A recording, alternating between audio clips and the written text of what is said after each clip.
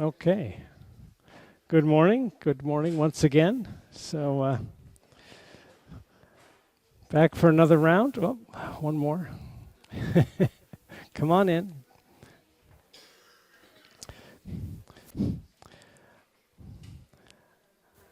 All right, let me start with a little very brief recap of what we've done so far. The goal here is to make what I call a comprehensive model of snow crystal growth, which means we have a reasonable understanding of all the underlying physical processes in order of importance anyway, and then we should be able to make computer models in the end of growing crystals. So the basic components, and we talked about this before, particle diffusion, at least in air, is very important. The attachment kinetics are also very important. Those are the two big players. Lesser contributions from latent heating and surface effects and things like that. But these are the two big players in our model. For the attachment kinetics, we use a theoretical model of Terrace nucleation, which is very well established in the crystal growth community. And that gives you this functional form for faceted growth. And alpha is about 1 on all the rough surfaces. And so then we go out and measure all these things, and I talked about this last time, and we get a measure of sigma 0, this nucleation parameter, and A up here, which is a dimensionless number. This is also dimensionless in percent compared with supersaturation. And from this, we can turn that into the step energy of the surface. Okay, so there are the step energies as measured on the basal and prism facets. And with this information, we basically completely define, at least on broad facets, the growth rate. And so if you give me the supersaturation seen by the surface, I can tell you what the normal growth rate would be. Okay, so there's nothing really very radical on this slide. This is all pretty established. It's been known that diffusion and attachment kinetics are the two big players for 40 years. And of course, if you see faceting, you suspect Terrace nucleation. And so all we did was go and measure the parameters to the best of our abilities. These are, I think, the best measurements to date. There's some older measurements sort of scattered, but this is a pretty comprehensive set of measurements over some range. We would love to go to lower temperatures, but it gets hard. So we would also like to see some additional verification of that if we can, because this is one man's opinion based on data. So are there other ways to measure the step energy? Okay, maybe. It is a hard parameter to measure. If you look at, for example, if we go up in the energy space and look at latent heating, that's an energy per unit volume. That's very easy to measure. Just do some calorimetry and you can get the latent heating very quickly and easily, and so there's nothing hard about that anymore. If you look at surface energy, that's harder. Surface energy, if you look at how it's measured, it does not give you overwhelming confidence that these measurements are supremely accurate. They're difficult to measure surface energies. And same with step energies, they are not easy to measure. But you know, when it comes to surface energies, we have a number and it's pretty accurate, but it might not be better than 10%. And similarly here, it's not a great measurement, but it's better than nothing. So are there other ways? I don't know. I don't have any ideas of better ways to measure it. You can now image the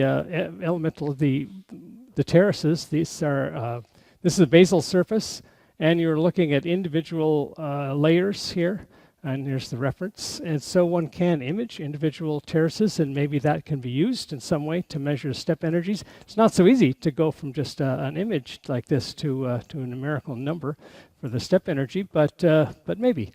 So I don't have any ideas for how you could do this better, but it would be nice, and maybe someone will think of one. So, but for now, this is about all we have. You could also measure or calculate the step energies using simulations, molecular dynamic simulations, and that is possible. It was not possible or had not been demonstrated until very recently. This paper was from 2020, Okay, this simulation. Here's our data, and this is the simulation of the step energy from molecular simulations like this. This is not the same, but so we have the first accurate measurement of the step energy and the first simulation of the step energy. And only simulation of step energy, and they don't agree very well. But the numbers are in the ballpark. At least you got that going for you. But this is a new thing. I've seen a couple of papers, one on water and one on silicon, for taking data like this and extracting step energies. It's a non-trivial process because the step is kind of buried in there somewhere. So you really have to be careful about how you define the steps. And of course, the surface is changing with temperature, and that's what's making all this happen. And so you have to get that right. It would be nice to do what I like to call a robustness analysis. You have a model and just start changing all the parameters and see what happens. And I don't know how much of that the authors did, because you sort of do that offline, right, before you publish the papers. So it's a work in progress, but it has potential. Computational chemistry, where you use molecular dynamic simulations to do chemistry, is a very growing field, and it's almost the only way you can really do complex chemistry, biochemistry, because there's so many molecules involved and such large molecules. And we've seen results of people doing protein folding of thousands of proteins, and people are applying machine learning and AI to this technology. And so lots of interest in getting water right, because biology does not take place in a vacuum, it takes place in water. So while people are publishing papers on protein folding, they are also looking very hard at water as a material, because you would like to get that right so you can put your molecules in water and see what's going on. So this has got a lot of potential. And someday, I imagine these two will converge, but not today, and probably not tomorrow, but come back in 50 years and we'll probably have a good number there. It's a very interesting direction. So now I want to add to that. I mean, so far that model was fairly routine, but now I want to throw in this S-stack effect, which now we're getting a little off on the ledge. And so the hypothesis is just that large and narrow facets behave differently. And from that, we get this edge sharpening instability, which requires diffusion, but it's not the normal diffusion limited instability. So so if you just assume this as a hypothesis, I still call it a hypothesis. It's not, no great theory for it. It has a lot of nice features. It gives sharp changes, abrupt changes with temperature, and it can explain some aspects of the Nikai diagram very naturally. And we understand why you would not see any of these narrow structures in vacuum. So this is good. I like this hypothesis. I think it's got legs, and it's working for us. And then from that we just assume that hypothesis, and we make some measurements, because we now can assume that the broad facets are using normal terrace nucleation, and the narrow facets are doing something funny, and you get these what I call the S-stack dips. And if you really step back and think about this a little bit, you find that these measurements are kind of repackaging the Nikai diagram, because if once you make these assumptions, this kind of has to happen, because we know we have needles and columns at this temperature, and we know we have thin, flat plates at this temperature. So we already knew this dip would happen if you assumed the S-stack hypothesis. So once you assume that, this kind of has to happen, and it does. So we've really kind of repackaged the Nikai diagram. But we gained some things. We've parameterized it and quantified it. So the original Nikai diagram was just morphology as a function of these temperature and supersaturation, and now we are actually measuring or producing a parameterized model of sigma 0 as a function of these temperature and supersaturation, and in some very rough level the width of the facet, although we really only know what it is for fairly narrow facets. So we have two data points, very broad facets and very narrow facets, and nothing in between really. But it's a start.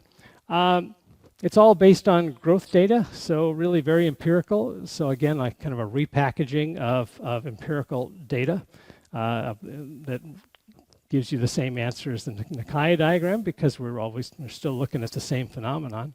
But it is suitable for making computer models now, because we have a parameterized form and quantified form of the attachment kinetics. And we have to have that if we're going to make quantitative computer models. So we're trying not to make things that just look like snowflakes, but we're really trying to match experimental data of all different kinds of morphologies and growth rates.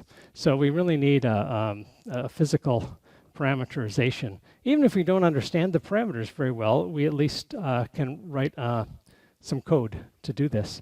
The other thing we get out of this is just with a fairly simple hypothesis direction, this repackaging makes a little sense. If you try to think of other ways of getting this phenomenon out, getting some kind of physical model of the attachment kinetics that will agree with all the data we have, the Nikai diagram and the quantitative data and the facet growth and everything, it is not easy to just write something down that makes any sense at all. If you write a model down, it will have like just glaring problems and you have to throw it away. And so this is like the first time I found something that kind of makes a little sense. You put it all in and do your repackaging, and you come up with something that seems like it checks all the boxes and it doesn't have any glaring problems, other than that you don't understand what's going on, of course. So we have a model, a molecular model, which I described the other day. And this is getting even further out on the ledge because we don't really know how to calculate any of this stuff. But I like to call it a plausible model, a physical model, in the sense that it doesn't seem to violate any laws of physics. And we can imagine this kind of surface diffusion happening the way it happens. But that's largely because we don't understand surface diffusion really very well at all. So we can really make up what we want. And so this is not very satisfying, but it's what we got. So we're going to go with that. And again, we can ask, can you find any way of independently verifying this? Okay, this is just a hypothesis, and we're throwing that out there. And so can you measure this in any way? And, there's possibilities, and I don't have any great ideas, but I like to, one keeps thinking about these things. The nice thing about it, you have a model, it gets your creative juices flowing, and you can try to think of things to look at that are connected to the model. This is another paper I found. Here's the reference where people are looking at friction in ice using these nanoscale calculations, molecular dynamics calculations. And so you can really think about doing dynamics and viscosity and surface transport and that kind of thing using molecular simulations. So there's potential. You might be able to understand this diffusion. One thing that I think would be a good focus is there's something in the crystal growth world, something in all the textbooks called the Ehrlich-Schwebel barrier. And that is, if you want to take a molecule from one terrace and drop it down to another, it doesn't like to do that. It'll reflect off that. And the reason is it's fairly stable here, and it's fairly stable here, but at some point during this transition, it has to stick out from that edge. And it doesn't like to do that because you have to pull it away from the surface to do that. So there's an energy barrier. It's got lower energy here and low energy here, but at the edge, it's got higher energy, so it will not cross that border. And so one thing you can ask is, well, do I see that in real ice in simulations? And does it depend on temperature? Does transport over those edges happen more readily as you change the temperature? Things like that. I don't work in this business. That's a very complicated business. These simulations are very complex. And all I'm saying is that as time goes on, one can imagine that you could start to see some of the dynamics that is necessary to make this work. But not today. Surface probes are another interesting thing. Again, there's you can look at these some surface properties, and the whole nature of this business is that something is happening to the surface structure as a function of temperature that is making snow crystals grow the way they are.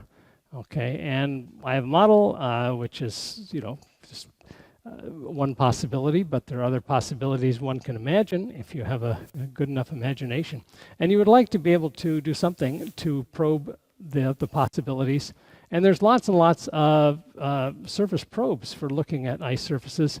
And of course, it all comes down to the pre-melting and how well you understand that, because that's the thing that's really changing the surface structure as a function of temperature. And as I mentioned the other day, this is not a well understood phenomenon. There's a lot of probes and they measure different things. So we don't quite know what to make of this. There's just not a solid model of what's going on.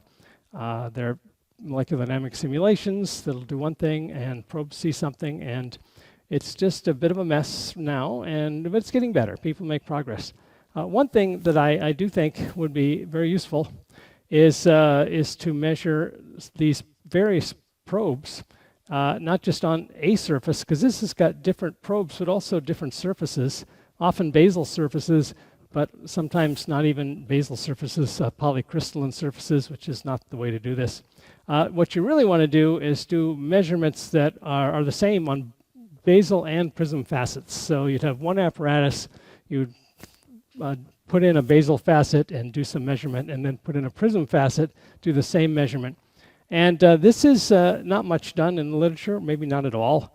And one problem is it's very hard to make prism facets. It's fairly easy to make a basal facet, but not so easy to make a large prism facet. So this has been a problem, and so I have an idea. And this audience might be interested in this, so I will show it to you. And this is how you make prism or basal facets at your desire.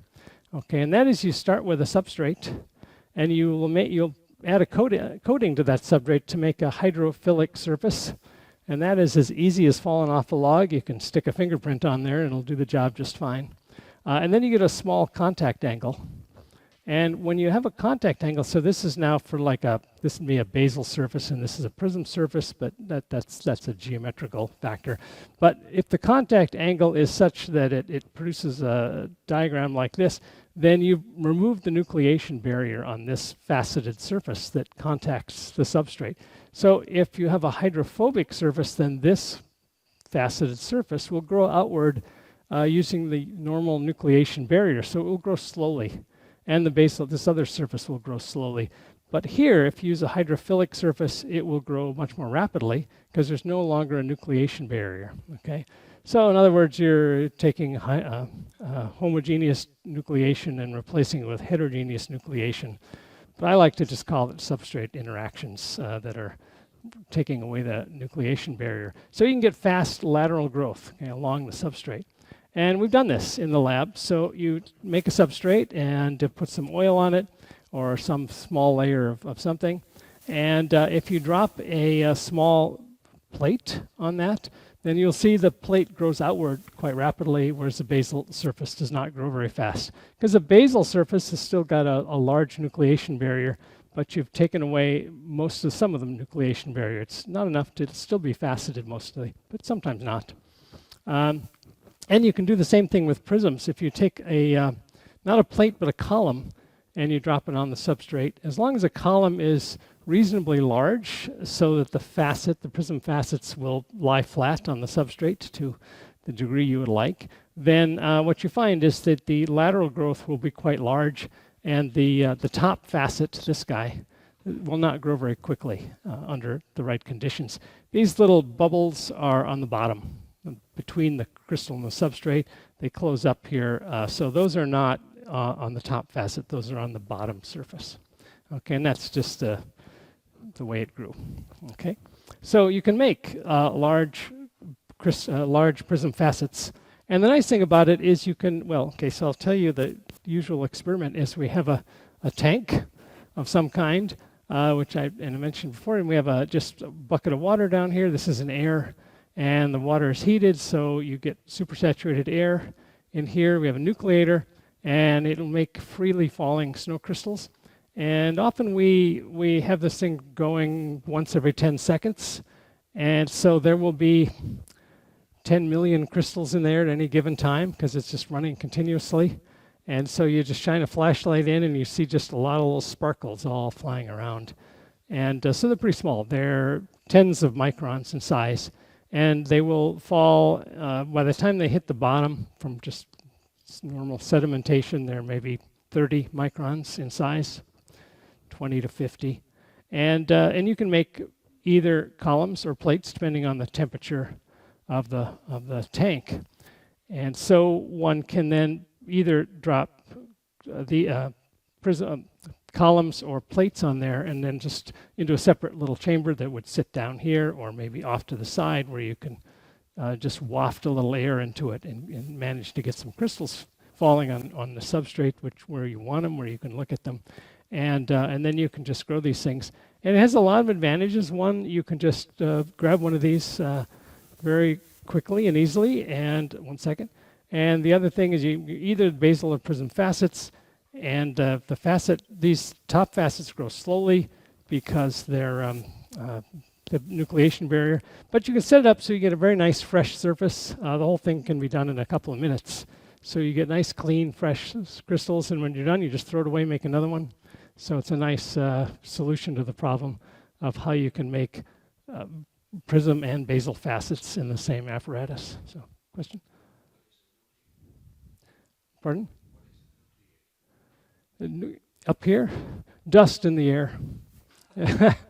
This is all in air. This is just a dirty tank, lab air, nothing special. But if we put in 20, 30 psi, I think we can get homogeneous nucleation, but there's enough dust in the air that it doesn't resort to that. So, but the crystals are much bigger than dust. You cannot see the dust.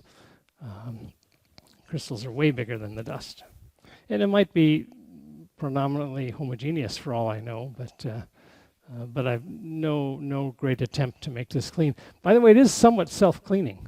If you have crap in there, then that will act as a nucleation agent, and the ice crystals will latch onto it and drag it to the ground. And so as you run this thing, it just cleans itself. So that's kind of cool. So that's just an experimental tip. And you would then like to be able to really do some measurements, but that's not in my wheelhouse, so I won't talk about that. So just to kind of summarize, I mean, this model has a lot of features, some of which are probably right and some of which may not be right. The molecular model would be kind of the least reliable, but some of the terrace nucleation is almost certainly correct, I believe. But it does suggest a lot of new avenues of investigation.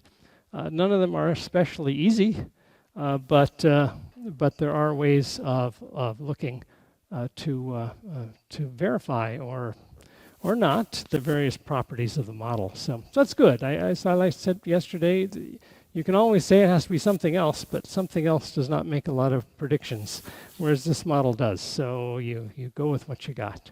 Okay. There is one way to compare the model with data, which is one can do pretty quickly, which is make numerical models. So I mentioned we parameterized the attachment kinetics with that model, and so in principle we can really make physically accurate numerical models.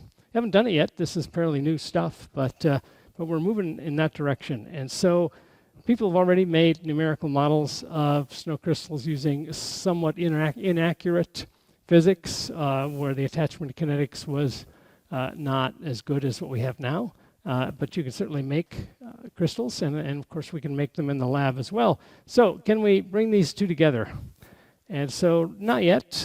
We haven't really, the models aren't well developed enough, and some of the model is the SDAC stuff is still pretty new, but I don't see any real showstoppers for making really physically realistic models of growth, which has both faceted and branched structures. So let's talk a little bit about computational modeling, because that's an interesting subject all by itself, as applied to snow crystals. So there's a little history. This has been done for a while. Here's a paper from 1990, which was a 2D model, good physical basis. There's actual dimensions and actual time. That's because Kuroda really worked hard on snow crystals and tried to get it right. So he really put in the best physics he could, and including anisotropic attachment kinetics and diffusion, which were the two big players. And Kuroda really wrote the book on showing that those two were the big players.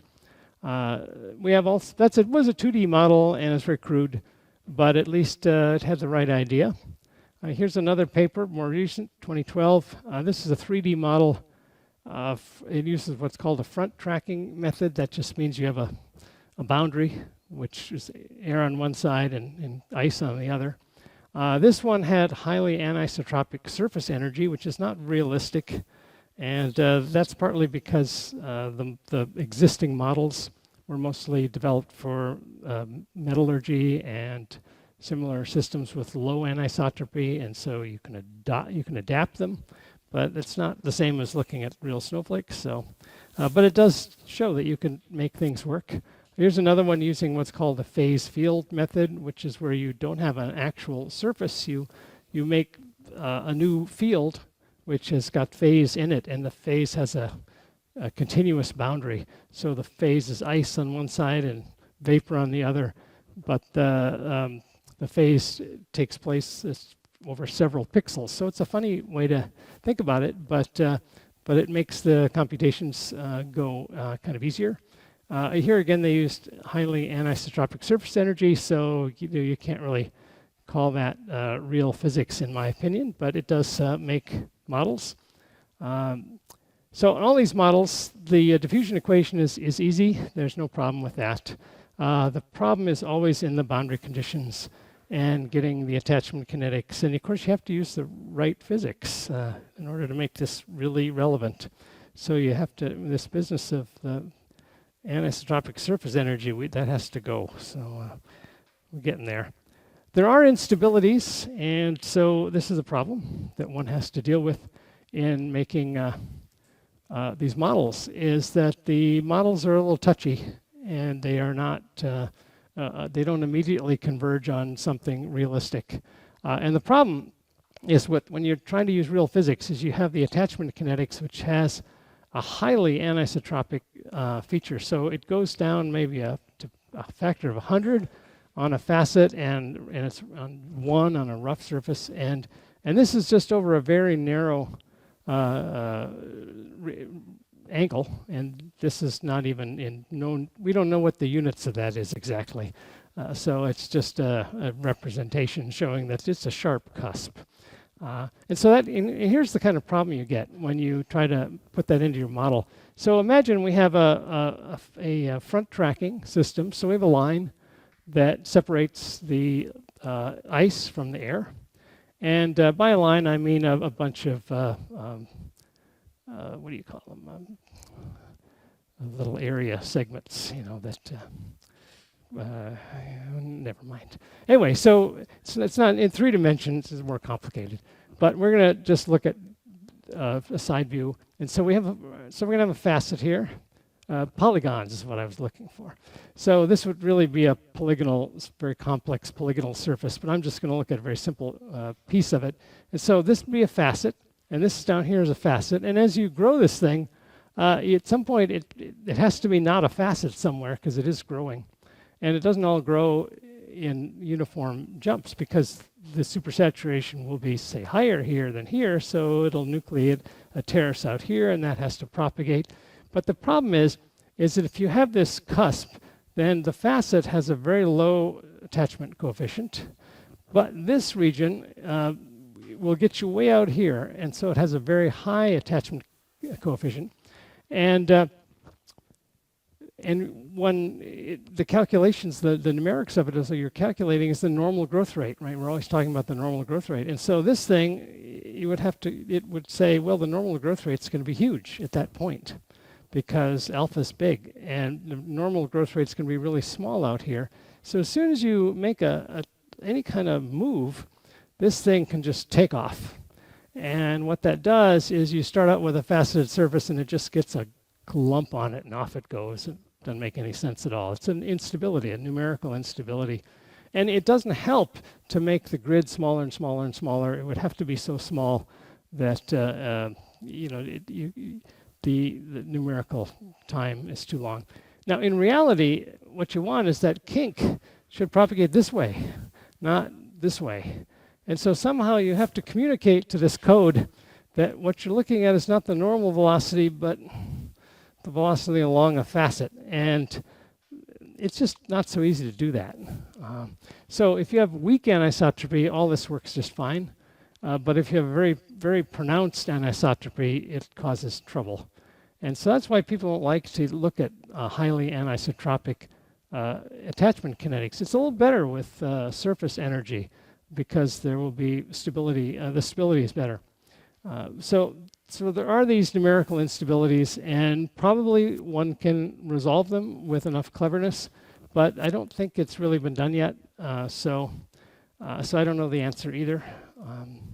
And so that's just an ongoing problem. And if you look in the literature, you find that there aren't a lot of people who can model faceted and branched systems. Not yet, anyway. It's kind of the cutting edge of that business. If you have weak anisotropy, people have been doing that for years, and that works pretty well. But strong anisotropy and very cuspy things, that gets tough. So that's a problem for the normal modeling techniques, anyway. But there's another technique which has come on the scene not too many years ago, which was kind of, it doesn't seem like it should work, but it works remarkably well. And so this cellular automata technique has two advantages. One, it seems to work really well for faceted branch systems. And just as a bonus, it's way easier to code up than the other systems, because cellular automata have its reputation for being very easy to code. You don't need to do a lot of crazy stuff to the polygonal surface. So for now, it's just the best method for handling highly anisotropic attachment kinetics. And people have been applying it to snow crystals a little bit. Not with good physics yet, but it has a lot of promise. So it started out in 2005 with a 2D model, which had very little realistic physics in terms of attachment kinetics. It was just solving the diffusion equation, which is easy. And with cellular automata, one of the things the mathematicians like to do is just make up some rules, parameterized rules, and throw it in there and calculate it. And when you see it looks like a snowflake, you say, look, calculate a snowflake. No, seriously, it's math. You know, you're making up rules for the cells. And there's a whole business of making up rules for cells and seeing what happens. So this got developed here's 2009 by Grabner and Griffith. And they did some really nice stuff. First of all, they switched to 3D models, and they used what I would call not too bad physics, in that the diffusion equation, of course, is done accurately. That's easy.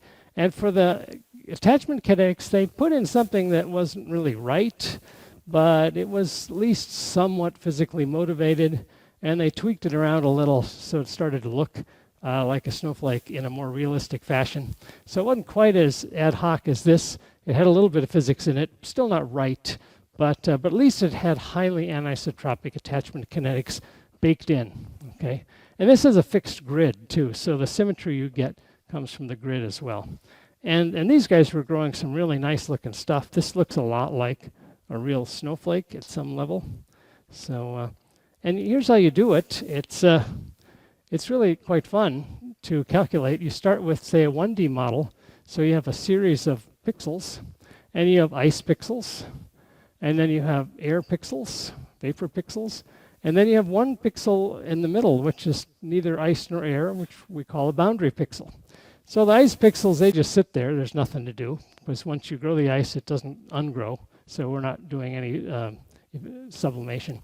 And the air pixels, well, that's easy too. You could just solve the diffusion equation, And there's just nothing easier than solving the diffusion equation on a cellular automata grid. So that's a done deal. And so now all you have to do is deal with that boundary pixel. And now you just write the equations down. You've got the diffusion equation and mass transport, and you can just talk about how much mass accumulates in that pixel because of diffusion from the air. And when that pixel fills up with ice, you just switch it and it becomes an ice pixel. And you can calculate all that entirely on known physics. If you throw in an alpha, okay, then it's a done deal. You get absolutely right. There's nothing wrong about that at all. It will reproduce the spherical solution perfectly if you make depending on the resolution of the grid. So it's great. It's the 1D model is a solved problem. Not very interesting, but it's a solved problem. You can graduate to a 2D model, and there's two kinds of 2D models, of course. You could make a snowflake shape, but I like the cylindrically symmetric crystals. So imagine just rods and disks, okay? And so you can make hollow columns and plates on disks. And so a lot of the things we do in the lab, you can approximate as cylindrically symmetric. So you get Z and R. And now it gets a little more complicated. You've got ice pixels. You got boundary pixels. These are facet boundary pixels. Here there's just one pixel, so it's sort of a facet. Now you have Basel and prism facets, and you can write down the equations for that and that's perfect, no problem with there. And then you got this other guy, it's a kink. And what do you do with the kink? We usually set alpha equals to 1 at the kink. Okay, and that will grow very fast. And you can immediately see what happens. These guys will grow slowly. These guys will grow slowly. This guy grows really fast. And so it'll just march along. And so that'll fill in, and this will become the kink. And the kink will just march along just like you want it to. It'll do layer by layer growth just automatically, which is what you want. And if this nucleates a little bit, it'll make 2 layers going marching along. So it really has a lot of nice features. Okay, if you want to include S-stack, we've done a little of that.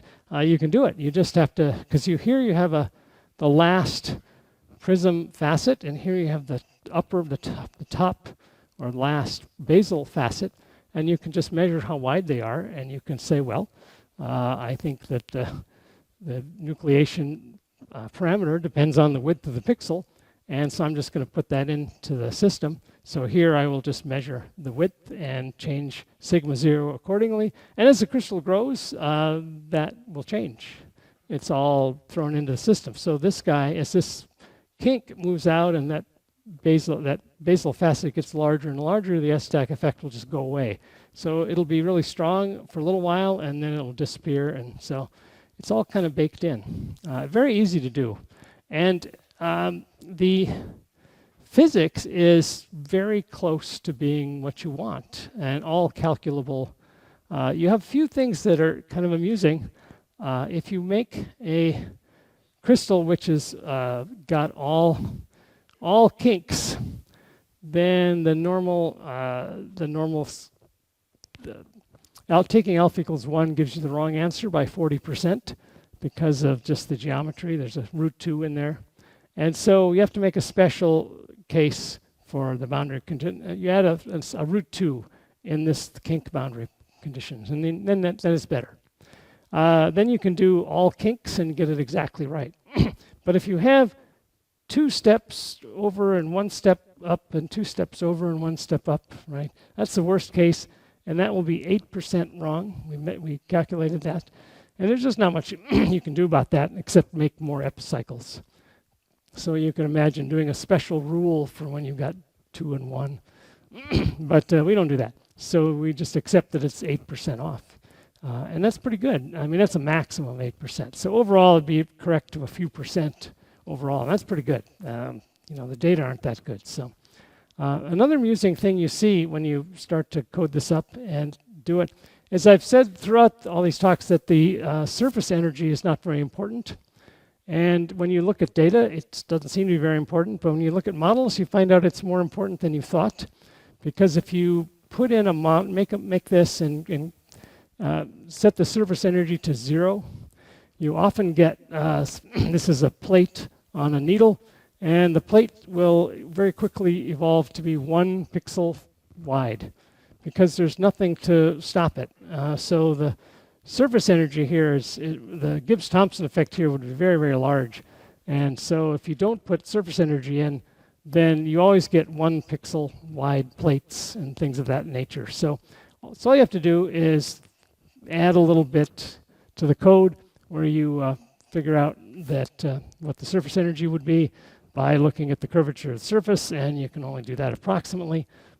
But if you do, then you can add, then you get rid of the 1 pixel wide plates and you get something more sensible. And so you can add all that to the code. You can put in the S-stack effect, you can put in surface energy, you can put in anything you want with enough time. So we've done some modeling like with this, and again, it's all cylindrically symmetric. So here's a plate growing on a needle, sort of a time lapse. Here's the needle, and then the plate develops. And here's the model. And these are just got real dimensions on it in time and space. And we can measure the plate radius and the needle radius, and the line is the model after making some adjustments to the model parameters. So you can really see that you can make it fit without any trouble just because it's a real physical model. We're putting in real physics. And all we have to do is change the alpha and stuff like that. We've done a little bit by putting the S-stack in. It's just a little. The problem with it is it only really works when you have simple geometries like plates on needles or hollow columns. Whenever you get something more complex, of course, you need a 3D model. And so we haven't done a lot of work on this because the only time it really works is when you kind of know what it's going to do anyway. So it doesn't really give you a lot of insights, and I don't think it's very good for comparing with the model. Okay, but still, it's promising that it works at all. Now you can go to 3D, which again, Grabner and Griffith really did this in spades around 2009. So now you've got lots more boundary pixels. Okay, as you add more dimensions, you get more special pixels. And so you got somewhere in here, you've got basal pixels, and you've got prism facet pixels, and then a lot of these kinks in various cases. And you just have to deal with that. Most of them are really unimportant, like this one, it's sticking out. Well, you could say alpha 0 there, nothing's going to stick there. But you got to deal with surface energy and all that stuff. And you just have to kind of slog through all the details and make up enough reasonably physical parameterization to cover all the different boundary conditions and boundary pixels. So you have to have rules for all the different boundary pixels. So the code gets, bigger. No S-stack has ever been put into this, but it's not obvious that it would be at all difficult. Just more stuff you got to do. So this is kind of ready for prime time, but it's not there yet. We haven't really. Nobody's made it with all the bells and whistles which you need. Here's some more crystals by Kelly and Boyer, who started making real models, and you get lots of interesting things. This is more physical. The stuff that Griffin and Grabner did was a little ad hoc. This is starting to be more physical in that you're putting in real parameters. So now, with a little more development of the model, one can really start to use it. It has not been done yet, but it's coming down the pike pretty fast. The other stuff I was talking about, possible ways to verify the models are kind of distant future. This is near future. And one of the things you get with this, well, I like to compare with these electric ice needles because we can do that really readily. And it also solves a problem which I call the double plate problem, which if you have a small, the normal thing you do with a model like this, you'd have a small seed crystal, which is a little germ. And the problem with that, because of this edge sharpening instability, it often grows into a double plate. So it grows a little while, and then you get a plate on the top surface and a plate on the bottom surface. This is just looking edge on. And here's an example. This is obviously a plate-like crystal, but there's two plates. There's a top plate and there's a bottom plate. And if you look at it from the side, it kind of looks like that. And the model always has this symmetry because that symmetry is baked into the equations, right? So you cannot have something that's one-sided because the model doesn't allow that. But in reality, these plates would compete with one another, and one would win and the other would be left behind. And so it's a problem when you try to make models. But if you use an electric needle, there's an asymmetry built in. And so now you only get one plate. And so you can make a model and you don't have to worry about this double plate issue. So I think it's got a big advantage. And what it is, it's really a simplification. Instead of two prism basal edges, it's got one basal prism edges. So you can't get two plates, you can only get one plate. And that's just simpler to do. Now, when you write the code, you still have to have a symmetry. Just make this really, really long. And then this plate is far away from its sister plate, because you're always calculating just one piece of space, and the symmetry is always there in the code. So now we can do all the stuff. We have lots of different morphologies. We could make movies if you want, and so it has again a lot of promise. So the next step is you gotta do two things. One, we have to make a lot of code. And another thing is you have to have something to compare the code with. And I'm terrible at code, so I'm not going to do the code. But I have these machines in the lab. So we just finished this matrix I showed you before. And the whole point of this was just, the machine works today, so you want to get stuff out of it while it works. If you come back in 5 years, there's no guarantee it'll still work, because physics is like that. So I made the whole table. This is just finished this up a few weeks ago, and it's got a big grid, and more importantly, it's just like the previous stuff, but it's more quantitative. So each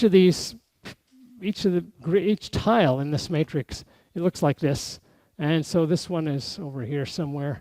Here's the temperature, -1. And the supersaturation at infinity, far away from the needle tip, is 20%.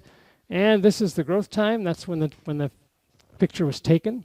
So you put the needle in at t = 0, and then 5 minutes later you take the picture. And this number is the size of the square box that it's in. So one has all you need to compare with a real model. Now, of course, you'd love to have a movie. That's what you really want. But movies are, it's a lot of movies to make. So we didn't do that. We just made tiles. But if you make the thing, you can really see what's happening. There's a plate growing, and a snapshot is enough to get the job done. I mean, in principle, you could take your numerical code and grow it out to that time. Maybe if you don't have that, you could grow it smaller, but it's going to look something like that. And you can have a pretty good guess of what it looks like as a function of time. And we make a lot of these. This one is much easier, just a star, and -14, 45%. And so this just kind of grows almost linearly. So you don't need a lot of different times to see what's going on. And we have these fun cups. I love the cups with their very thin edges. And so the idea is you'd have this model, computer model, and you would just feed in the temperature and the supersaturation and run it for a certain amount of time, and then you could just compare the morphology and the size with the real data. And so for posterity, we have made the table, and I'm hoping someone someday will make the code that can be used with the table, but one day at a time. It will take a while to really get that code working, so I'm not sure when that's going to happen. So anyway, so this goal, which is fairly short term, is to do quantitative modeling and to really try to reproduce these structures. And I imagine that when one first does this, they won't all agree. Some of them are easy, like the plates on needles. If you can't do that, then the code's not working. But when you get to these intermediate states where things are a little touchy, then you might have to sort of tweak the physics a little, and that's where it gets interesting. And if there may be cases where it just doesn't work at all, and so that gives you another thing to look at. So I think it has. I mean, you can do a lot with this if one had a good model. So people always ask, why do you do this? To what end? And so I'm going to stop talking so much about the science and just say, just one slide on, why one likes to do this. I like to just compare it with figuring out rainbows, because rainbows, unlike snowflakes, you can see them anywhere almost on Earth. And so obviously people saw them, in antiquity and never knew what they were. And obviously quite a just remarkable phenomenon. And you would love to explain it. I mean, they're gorgeous and big. So there's a history. You can look this up. And people started to, Aristotle mentioned the word, and people started figuring out that there were droplets involved, and that's not hard. Anybody can see that. It's raining. And sort of made some experiments with spheres and looking at reflections from spheres. And there were people have mentioned primary and secondary bows. And it all changed when Mr. Snell came up with Snell's law, which we now call Snell's law, and that really gave you a quantitative model of refraction. Okay, it didn't say where the refraction came from exactly, but it gave you the angles. And that opened the door to making a real model of the rainbow, which Descartes did not that many years later. Descartes just started with spheres and made geometrical pictures. He had a very famous treatise on this, and used reflection and refraction and caustics. He kind of introduced the fact that these angles all vary as you send different rays in. And so Descartes had an interesting idea, and that is that you don't want to fixate on those colors. You really want to first talk about the bow, the rainbow in black and white, and it's still a phenomenon. It's just not colorful anymore. But with his model, this is like the first comprehensive model of a rainbow of sorts, beginning of a comprehensive model. You could explain the angle of this bow from the caustics, and you could really explain the fact that it's dark over here and brighter on the inside. It all made good sense. And so he wrote about this, and that's still kind of famous. You can look that up, download that paper online. And then, of course, Newton came along and found color in this, and Thomas Young had mentioned diffraction, figured out diffraction, and that explains what are called supernumerary rainbows over here. And then it got serious. People started doing theory, and it really finally reached the end of the line with Gustav Mie in 1908, who wrote down what we now call Mie scattering, which is just the total scattering of light from dielectric spheres. And now, of course, you can buy a E&M code that has Mie scattering built in, and so you could just click-it on your computer, and you could make all the rainbows you wanted very easily. And so after that, from that point on, it was just a solved problem. Okay, everything you wanted to know about the rainbow, every feature you could see was done. The reversal of the colors, everything. And so at that point, you could really trace the rainbow all the way back. I mean, a little later perhaps, but you could trace it all back to fundamental physics. You had E&M, and everything just made perfect sense. And you could trace everything you see back to fundamental physics, with one exception, which holds out to this day, and that is we do not know how to calculate the index of refraction of water, to my knowledge anyway. So there's your name here, if you can figure out how to calculate the index of refraction of water. It's just hard. I mean, it's a liquid and it's a mess. You can measure it, of course, that's easy, but calculating it's another story. So the snowflake is sort of like this. It's a phenomenon. It falls out of the sky, and we are just it's the same story, the same kind of deal, except we are about 400 years behind. So we're about here. We're starting to figure out attachment kinetics and diffusion, and maybe even some SDAC or something. I'm doing my Descartes imitation and trying to come up with a first comprehensive model, but there's a lot of lines to fill in. And of course, this builds on what's been done before, so it's just a long series. And it's fun because, it's just this part of history in some way.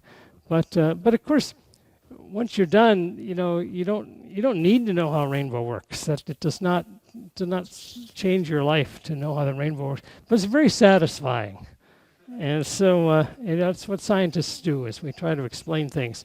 And so it's great. It's great that we understand the rainbow, and we should also understand the snowflake. So we're working on it, one day at a time. But just before I'll end on a slightly different note, is that once one has some idea what's going on, you can do what I call a little snowflake engineering, because we would like to make snowflakes for fun and profit. And so this is one of my favorite examples, which is what I call plate-on-pedestal snow crystals. So I start with this big chamber that makes seed crystals, and you drop one onto a substrate, and now I sort of blow air down on it, and the substrate's at some temperature, and I can adjust the supersaturation just by blowing air down on it. It's all in air. And you can set it up so you get an edge sharpening instability on the edge of the plate, and so it starts to look like this. So it's not a needle anymore, it's just a little block of ice. This is maybe 30 microns in diameter or radius. And so you start growing a plate on the top. And then it'll just continue growing as you continue to blow moist air down onto it. So here's an example. So this is a little plate that fell down, and that little prism that fell down. And now this outer part is the plate that's growing on top. And this little out of focus thing, that's the base. And then the plate gets bigger, and you can see it branching. And the original prism is still there. And all of this stuff is growing above the substrate. So only the part that touches the substrate is that little block right there. That's the original block. So it really has this geometry. And here's another one where you start with a little tiny speck, 50 microns, and make a plate, grow the plate more, add some branches, do a little of this, a little of that, and you get something that's, 2 millimeters in size. And if you really look in the middle, you can see that little tiny speck is still there. And everything else is above the substrate, and it's just balanced on top. You just would think it would fall over, but almost never do they fall over. They're just very well balanced, and ice is strong at these levels. So you can do that. Here's our apparatus. This is the thing where we got 10 million little ice crystals floating around all the time. This is just going continuously. That's our cold tank. And then over here is where the real action is. That's a separate chamber. And we just blow a little air from one side to the other. There's a little shutter in here, and some of that air just wafts in and falls. Some of the crystals fall on the substrate, and we pull that substrate underneath the camera, and then we have a whole system for blowing air in. Everything's temperature controlled, etc. Not computerized yet, but it could be, but it's kind of more fun to just watch. It takes maybe half an hour to an hour to make one of these crystals, so you can actually play with it in real time. And so we make some really nice snowflakes. These are examples. These are real synthetic snowflakes. They're not computer models. People sometimes think they're computer models because they look too perfect, but they really come out quite good. And we've gotten good at this. We can make these on demand pretty easily. So the trick is just to get an isolated seed crystal and make sure there's nothing growing nearby, because that'll wreck the symmetry. There's other little tricks, like when you grow one of these, the symmetry in the chamber is never quite perfect, so it might get a little bit lopsided. And when it does, you just hammer it with a high supersaturation, and that'll cause branches to form, and it kind of restores the symmetry a little bit. These, by the way, none of this is growing at uniform conditions. I've got two knobs, one for temperature and one for supersaturation. And I like to really crank those things. Little changes are no fun, you really can. So you can just say, well, let's make some plates now, and you dial up and plates will grow. And then it's like, I want some branches. And these branches will form, and then you can go back to plates, and the branches little facets on the end, and you make more branches. So it's kind of fun. Usually there are droplets around. I think I removed the droplets on those other pictures just to make them pretty. But the substrate is sitting here. It's cold, and when you blow moist air down, uh, the water saturation is pretty low supersaturation, so we would like pretty high supersaturation. We cannot make with this apparatus pure dendritic structures that grow automatically. We have to kind of force the dendritics, the side branching. We do what we call induced side branching to make these things. They will not side branch on their own because I cannot get the supersaturation high enough because of the droplets out here. Because if you just have the supersaturation very low, then there's no droplets. But when you turn it up, the droplets will appear, and that puts a clamp on the supersaturation.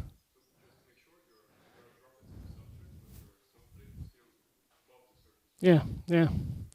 So, in a few more minutes here, this snowflake is going to start growing above the droplets, and you can see that because you just change the focus. You can focus up here and down there. And once that happens, well, you know what happens. The droplets will come up and meet the snowflake, and then all hell breaks loose, and it's a mess. So you can grow it out until the ice touches the droplets, and then you got a mess on your hands. Here's one where I grew it for a while, and the droplets are out here, and the droplets will just freeze on their own sometimes, usually because there's some other ice out here that you don't know about, and it just, one droplet freezes, and then it propagates, and after a couple of minutes, the whole field is frozen. And so I just let it grow for another hour. The supersaturation is really low, because now it's just, you're blowing down on a whole surface of ice. There's no droplets. It's just ice, and so it's hard to get any supersaturation in there. And so it just kind of grew into this really kind of psychedelic thing. So one can do different lighting. I like playing with the lighting. Here's one where here's instead of a little plate-like block, this is more of a column where the block fell on edge. So you can see the side view. This crystal looks a lot like this one. It's just on edge. And if you focus, you can see that there's a big depth field on this guy. Okay, so you can do games like that. When you see these odd things, that gives you a lot more indication of what's going on.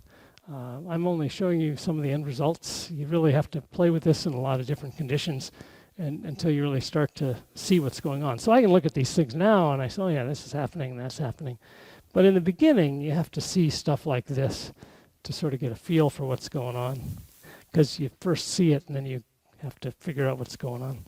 So we do a lot of these. It takes maybe an hour to do one of these, so we don't have an infinite variety, but we just keep making them, and they're quite fun. Of course, movies can make movies. Got to make the movies. And so here's one. So just a nice simple one. You see the droplets start to form. Now, if you see the droplets going in and out, that's the supersaturation changing, and that's me changing the supersaturation. So when I want to make side branches, I'll push the supersaturation up, and you see the droplets kind of evolving with time. And the crystal is just sucking the water vapor out of the air, so it pushes the droplets back because it's absorbing the water vapor from the droplets. That causes the droplets to evaporate, and they recede. So. And then finally a long stint at -17, which just happens to grow very stable sectored plates. So there's that.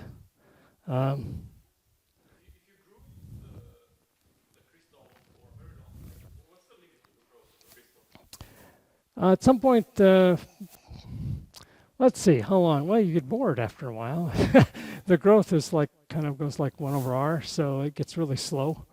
And I think I ran one for 4 hours or something, just left and came back. And it's a little bigger. But so I find that a couple of millimeters is about the limit of my patience, and it takes maybe an hour. In principle, one could grow them bigger, but it would take a very long time. And there are other problems. The droplets will freeze, and you need a big, expansive empty space. But at the same time, you need a nice seed crystal. And those two don't go together, because a lot of the seed crystals you drop on are not very pretty, or they fall in the wrong way. So you have to throw those away. I will often spend like 20 minutes just trying to find a good isolated seed crystal. If you put too many on, then they're too close together. If you don't put enough on, then you can't find a good one. So, that kind of thing. So they're kind of practical limitations. So there's another one, as you just saw, growing. I like making them use colored lights sometimes, just for fun. So here's something you can do. If you put in too many seed crystals, you get one over here and one over here. And so now you just hit the go button, and you can make them grow at the same time, side by side. And you see that they kind of grow very similarly, as you would expect, because they just see the same conditions. And I'm changing the conditions a lot. You see the droplets moving back and forth. So I started calling these identical twin snowflakes because they're a lot like identical twin people. They're a lot more similar than you would normally expect, but they're not perfectly similar. They're not exactly identical. There are differences. So this made it into the newspapers a while that I'd made identical snowflakes. It's a big deal in North America. Everybody knows that no two snowflakes are alike. And if you ask them why they know that, nobody will ever tell you, because we learn it all in elementary school when we're cutting paper snowflakes. And the teacher tells you, well, there's no two alike, just like people. And then you've forgotten where you learned that, but you still know it for the rest of your life. It's a funny thing. So everybody says there's no two alike. So I made two alike, and the press picked it up. And so that was kind of fun. And then NPR picked it up from there and had an article online that said, meet the scientist who ruined Christmas for everyone. I thought, wait a minute. So that was fun. So here's another one, and these two are a little closer together, the seed crystals, and I'm going to grow them a little longer. And you see what happens is they interfere. There's lots of water vapor out here, but not so much in here, and they will just grow closer and closer together. And so the symmetry you see in these pictures is a bit fake, because if there's anything that makes it imperfect, they will certainly grow into asymmetrical shapes very easily. So there's that, and I will stop there. Thank you.